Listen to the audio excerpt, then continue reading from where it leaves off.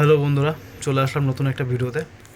তো এই ভিডিওটা আমার এই খাঁচা পারপাস। আমি আগে ভিডিওতে বলেছিলাম যে এই টোটাল খাঁচাগুলো আমি সেল করে দেবো। তো এইটা শুনে আমাকে কিছু বন্ধুরা ফোন করেছিলেন, কিন্তু ব্যাপারটা তারা ভালো বুঝতে পারছে না যে খাঁচার মধ্যে কী আছে বা কী বৃত্তান্ত। তো আমি এই খাঁচাগুলো দেখাই একটু আপনাদেরকে। টোটাল এখানে 5টা খাঁচা আছে, মানে 5টা টাওয়ার আছে, যেটা বললে ভালো বুঝতে পারবেন। দেখুন এক একটা টাওয়ার, আমি এটা দেখাই একটু টেনে দেখাচ্ছি। হ্যাঁ, নোটিস করবেন, এরকম দেখতে পাচ্ছেন এইটা পুরোটা। এই একটা খাঁচার মধ্যে 3টে সেকশন, একটা 1 2 3, ঠিক আছে। একটা খাঁচার মধ্যে 3টে সেকশন আছে, এরকম করে 1টা 2টো 3টে 4টে 5টা, টোটাল 5টা খাঁচা। 5টা মিলে 15টা সেকশন এখানে, একটা খাঁচার সঙ্গে 3টে সেকশন। আচ্ছা, এইবার আমি একটু ভিতরটা দেখাই খাঁচার।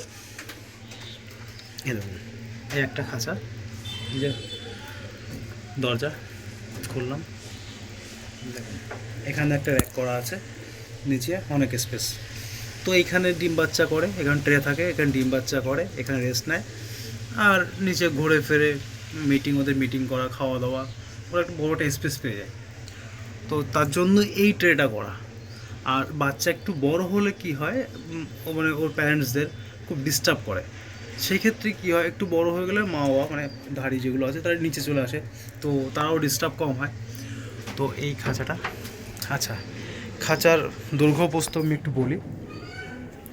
তো এক একটা খাঁচা এখান থেকে, এই যে এটার উচ্চতা আছে 2 ফুট,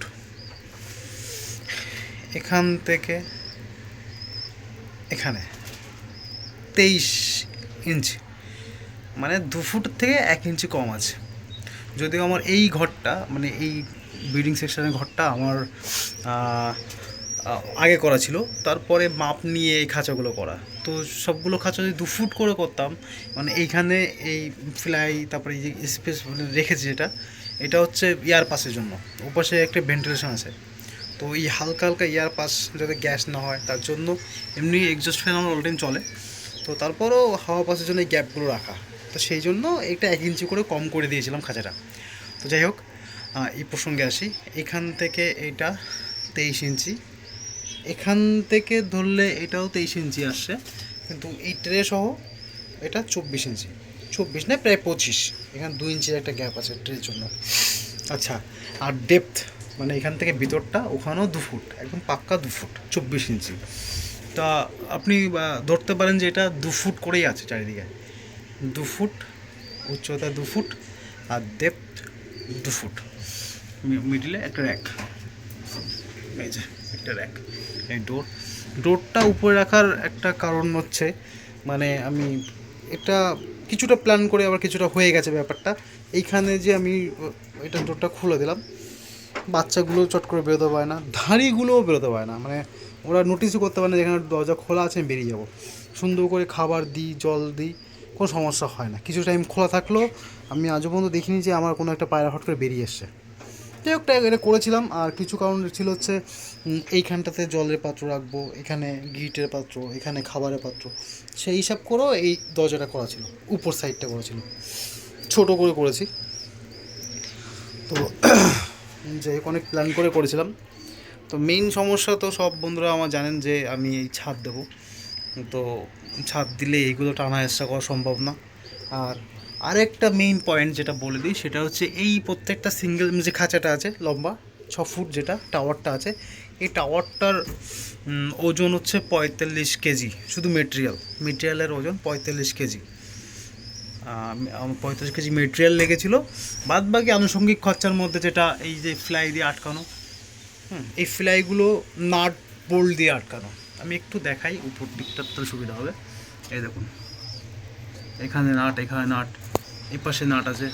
তো এই total fly, back side fly থেকে শুরু করে ফ্রন্ট, মানে সাইড, ব্যাক সাইড, যাই বলুন না কোনো, সবগুলোই নাট দিয়ে আটকানো।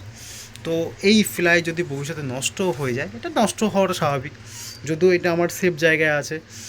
তো 2 বছরের মধ্যেও এটা নষ্ট হয়নি, কারণ এটা রাখারও একটা ব্যাপার আছে, কে কোথায় রাখে তার উপর এটা অনেকটা নির্ভর করে।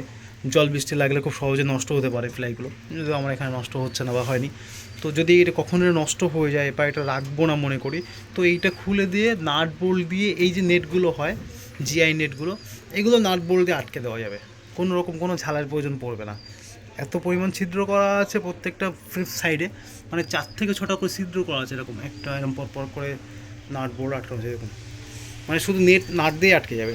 তো যাই হোক, এটা 45 কিলো মেটেরিয়াল আছে, আর এটা আমার তৈরি করতে বেশ খরচা হয়েছিল, প্রায় কাছাকাছি 8,000 টাকার মতো পার টাওয়ার। তো এইখানে 5টা টাওয়ার আছে, মানে খাঁচা টাওয়ার বলছি এই কারণে তো বুঝতে সুবিধা হয়। তো 5টা খাঁচা আছে, এগুলো সেলে রাখবো। তো এটাও বিক্রির কথা বলেছিলাম, এটাও সেল করে দেবো। এটা উইংস যে এটা যে ঘোরালেই এটা উপরে ওঠে, এবং এইটা সর্বোচ্চ ওই অবধি উপরে ওঠে, যেখানে সরু রডটা শুরু হচ্ছে তা ওই অবধি উপরে ওঠে। এটা অনেকে আমার বা ফেসবুক বা ইউটিউবের ভিডিওতে দেখেছেন, আমি যখন পায়রা ফ্লাইং করাই, জিনিসটা একসময় আমায় খুব হেল্প করেছে। আর আমিও মনে করি যে এটা মানে অনেকেই তো আছে যে নিচু জায়গায় পায়রা সেট করছে বা পায়রা ওড়াচ্ছে, তাদের খুব কাজে লাগতে পারে এই জিনিসটা। তো দেখুন, যদি ভালো লাগে যোগাযোগ করুন। দামটা অনেকটাই কম রাখার চেষ্টা করব, যাতে তারাও নিতে পারেন আর আমিও যাতে বিক্রি করতে পারি।